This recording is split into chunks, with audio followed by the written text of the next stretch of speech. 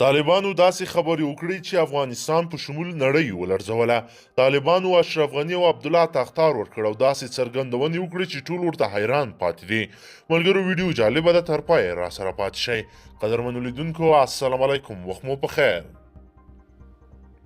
طالبانو ویان ذبیح الله مجاهد وایي د راتلونکي نظام د نوعیت په اړه پریکړه به د افغانستان مسلمان ولس کوي چې څه غواړي.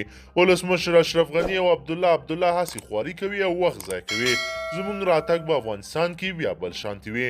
ذبیح الله مجاهد له روزنامې صبح کابل سره د یوې ځانګړې مرکې په ترڅ کې څرګنده کړې چې طالبان په افغانستان کې یو داسې اسلامي نظام غواړي چې افغان شموله او د ولس په خوښه وي. خو دا خبره یې رد کړې چې ګویا دوی به د موجوده حکومت په چوکاټ کې مدغم شي، بلکې په خبره یې طالبان او نور ټول افغاني جهتونه به د راتلونکي اسلامي نظام برخه وي. مجاهد د کورونا وایرس پر ضد مبارزې باندې ټینګار کولو ترڅنګ ویلي که د دوی تر کنټرول لاندې کومه سیمه کې د کورونا وایرس خطر تثبیت شي، دوی تیار دي په هغه سیمه کې اوربند اعلان کړي. د امریکا حکومت د هغه خبردارۍ که طالبان له امریکا سره د سولې لاسلیک شوي تړون ته ژمن پاتې نشي، امریکایي پوځیان به په افغانستان کې پاتې شي او جګړې ته به دوام ورکړي.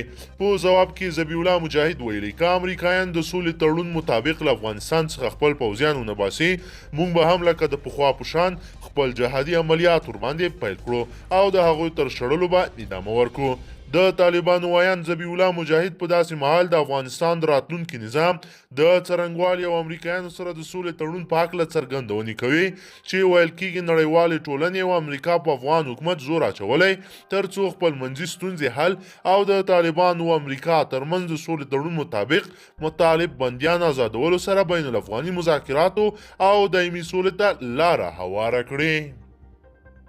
درنو لیدونکو د ذبیح الله مجاهد د دغه څرګندونو په هکله خپل نظرونه مو راسره حتما په کمنټ کې شریک کړئ. آیا تاسو د دغه نظام ملاتړ یاستئ او که نه، له موږ سره حتما په کمنټ کې پرېږدئ. قدرمنو لیدونکو که چیرې غواړئ چې ورته تازه او مهمو پیښو څخه ځان ډېر ژر او په لنډو کې خبر کړئ، زموږ چینل د سره سبسکرایب کړئ او ویډیو د سره حتما لایک کړئ. تر بل ویډیو مو په لوی رب سپارمه.